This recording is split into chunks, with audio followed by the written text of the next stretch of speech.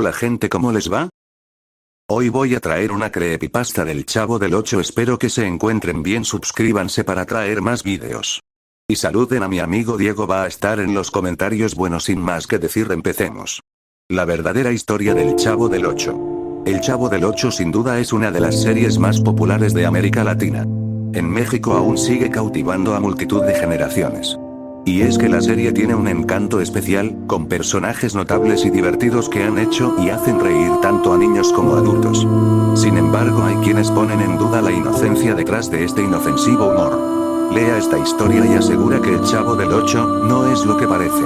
Seguramente terminarás pensando que se trata del cuento de algún fanático, pero aún así no deja de ser interesante. Sartre escribió en su famosa obra Entre cuatro paredes, de 1945, que el infierno son los demás. No existe una definición de infierno que sea universalmente aceptada en la tradición teológica de Occidente. Según el historiador Jean de Lumeau, en una entrevista en el libro El fin de los tiempos, el catolicismo tradicional, apoyándose en San Agustín, predicó la existencia de un lugar de sufrimiento eterno para aquellos que hayan hecho el mal en esta vida y que nunca se arrepintieron. Esta noción, un tanto incongruente con la imagen de un Dios misericordioso, no prosperó fuera de la imaginación popular, siendo sustituida por el purgatorio, desarrollado en el siglo II, principalmente por Orígenes. Nadie más podría ser condenado para siempre. Sin embargo, a excepción de los santos, todo el mundo tenía que pasar un período variable de purificación, con la seguridad de la salvación al final. San Ireneo no estuvo de acuerdo. Para él los pecadores confirmados, obstinados, alejados de Dios, también se apartarán de la vida. Por lo tanto, después del juicio final, los condenados serían borrados simplemente de la existencia. La controversia continuó por los siglos, con nuevos panelistas: Tomás de Aquino, Lutero y Joaquín de Fiore. En la literatura, Dante y Milton han creado poderosas visiones del infierno. La trilogía de condenados de Sartre, Los sadomasoquistas de Novitas de Clive Barker y Los pecadores malditos de Roberto Bolaños, son recreaciones contemporáneas inquietantes del infierno. Sí, Roberto Bolaños.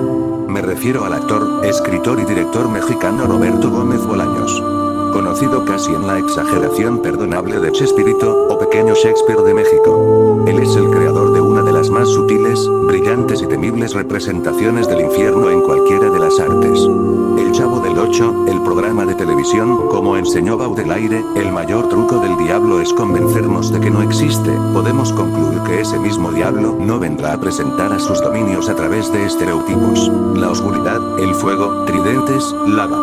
En el Chavo del 8 de verdad el infierno son los otros. Bolaños llenó su creación con señales que deben ser decodificadas para revelar su verdadero sentido de automoralizar. La primera y más importante es el título. Originalmente, el programa se llama El Chavo del 8, nadie sabe el verdadero nombre del protagonista, que nunca fue pronunciado. Solo se conoce como El Chavo. El nombre en sí es una adaptación brasileña de la palabra chaves, una palabra corrompida de chavo, que significa maldita.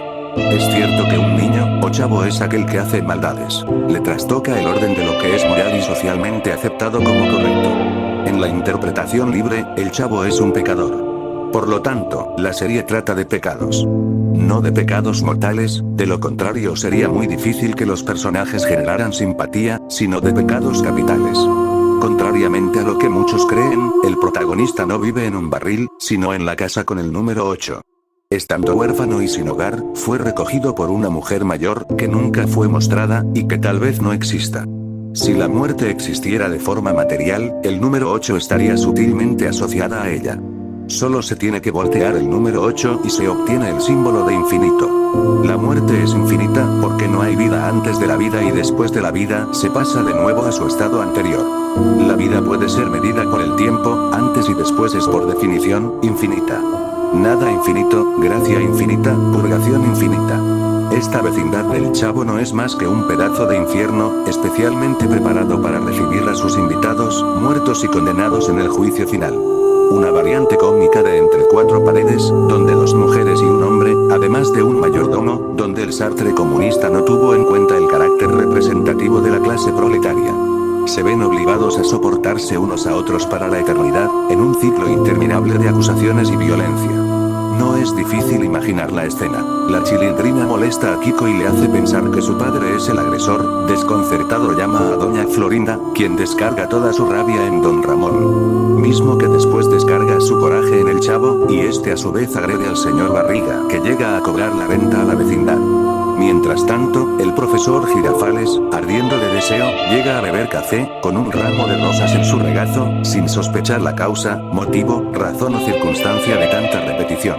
El escenario es un laberinto rizomático, sin centro, sin principio ni fin.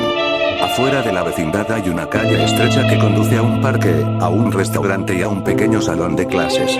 Las variaciones, tales como Acapulco, son excepciones a la regla. El universo de personajes se reduce a este espacio claustrofóbico, donde un ambiente conduce a otro que lleva a otro que conduce a otro, de forma indefinida.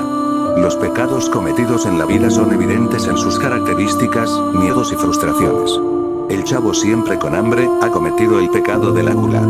El glotón deprimido y su preferencia por el sándwich de jamón, muestra desprecio por las leyes de Dios, que prohibía el consumo de carne de cerdo, un animal sucio. Enemigo de cualquier autoridad moral, él llama a su profesor maestro longaniza. Otra referencia a la malograda delicia porcina.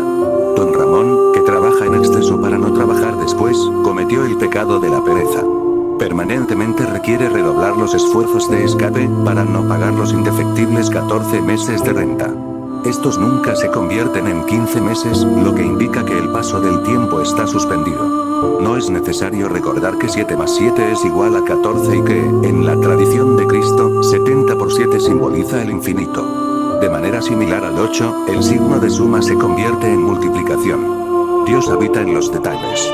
La codicia del señor Barriga es obvia. ¿Quién más podría cobrar el alquiler mensual casi todos los días? Los golpes que recibe del Chavo al llegar a la vecindad son parte de su castigo. El pequeño marinero Kiko, el niño más rico, es impulsado por la envidia. Cada vez que veía a uno de sus vecinos más pobres disfrutar de un juguete estropeado, la codicia le provocaba alegría e iba por uno de los suyos. Siempre más grande y mejor, pero nunca le daba satisfacción. El juguete del otro, a pesar de ser claramente inferior, siempre parece más interesante. Un círculo vicioso de la envidia nunca saciado. La Chilindrina está marcada por una personalidad intolerante, enojona. Imitando a Goofy, que utiliza el coche como un arma agravante de su enojo. Muerta en un accidente de tránsito, y trata de hacer lo mismo con el triciclo. Hubo muchas veces que pasó por encima de los pies y juguetes. Pero la musa que canta a la ira del poderoso Aquiles, no le importa la ira de la insignificante Chilindrina. Siendo la más débil y más pequeña físicamente de la vecindad, solo puede llorar, llorar y llorar. Doña Florinda y el profesor Girafales son unos libertinos del tamaño del Marqués de Sade y Mesalina, o ellos mismos. Maestros en el arte de la lujuria, y finalmente condenados por la eternidad a la abstinencia sexual. Frígida e impotente, que lo anhela con la mente, pero no con el cuerpo. Consumen interminables tazas de café que con propiedades estimulantes, alimentan el fuego que no pueden consumar. El profesor Girafales fuma en el aula, no porque el Chavo del 8 fuera grabado antes de la plaga de lo políticamente correcto, sino debido a la rara tradición poscoital de encenderle un cigarrillo, hacerle un anillo de humo en el aire y preguntar ¿te gustó? Incapaz de cumplir la primera parte del ritual erótico, sin saberlo, lleva a cabo lo segundo. No es sorprendente que la banda sonora de sus reuniones sea una adaptación de la banda sonora de la película Lo que el viento se llevó. La última frase de la película es mañana será otro día. En el pueblo, siempre habrá otro día y otra taza de café. Doña Clotilde, la bruja del 71, sufría de extrema vanidad. El genio de Bolaños tuvo la delicadeza de invitar a la española Angelines Fernández para interpretar al personaje.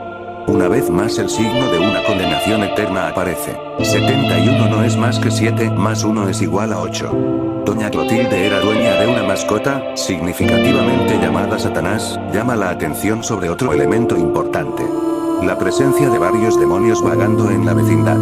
Se trata de un demonio polimorfo. En algunos episodios Satanás es un gato, y un perro en otros.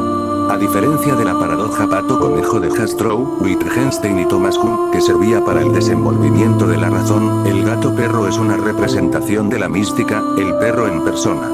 En 1589 el teólogo Peter Binsfeld, en el libro Clasificación de demonios de Binsfeld, estableció que cada uno de los 7 pecados capitales tiene un patrón infernal. Es revelador que Lucifer, el nombre con el que muchos muchos llaman a Satanás, genere vanidad.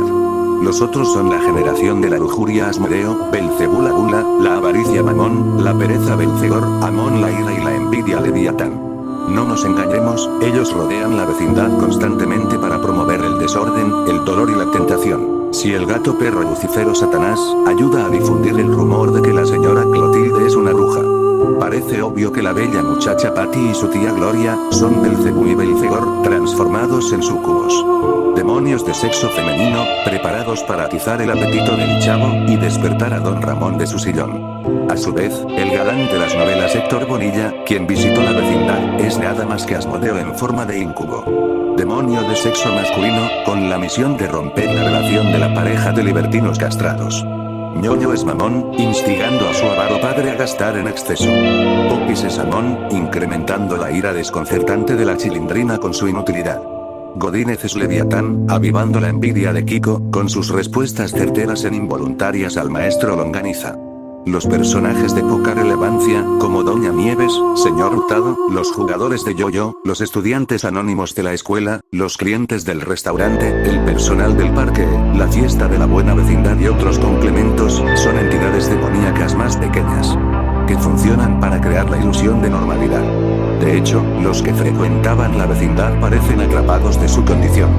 Los adultos por ser altamente centrados, y los niños sufriendo una doble maldición, la condición de una regresión infantil, tal vez como un reflejo de la inmadurez emocional que los llevó a una conducta pecaminosa.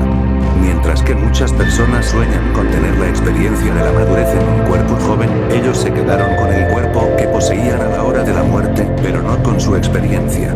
Estas son las sutilezas de la burocracia infernal. Jaimito el cartero, en su papel como portador de mensajes, es el único representante de este lado. Un psíquico que trata de hacer contacto con otra dimensión. Su constante estado de fatiga es el resultado de un esfuerzo sobrehumano necesario para cruzar dimensiones. Prueba de ello es la descripción que da Jaimito de su tierra natal, Tangamandapio. El pueblo que existe en realidad, se encuentra al noroeste del estado mexicano de Michoacán, es una alegoría. Según el cartero, todo en Tangamandapio es colosal. Sería más grande que Nueva York y tenía una población de muchos millones de habitantes. ¿Qué podría ser tan grande? Obviamente, no se refiere a un solo lugar aislado, sino a todo el planeta, la tierra de los vivos.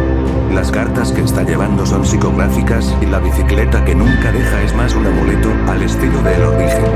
Necesario para volver a la realidad. En El Chavo del Ocho, Bolaños, o el Camus azteca, creó su propia versión del mito de Sísifo. El Chavo y compañía están condenados a empujar por una empinada colina todos los días esta piedra enorme que siempre regresa, obligándolos al tormento del eterno retorno. La piedra de Kiko es cuadrada, no rueda, se desliza. Es cómico a pesar de trágico. Bueno gente, eso fue todo. Si les gustó el vídeo, no olviden suscribirse y activar la campanita y darle like con la manita arriba si te ha gustado este video. Bueno, chao.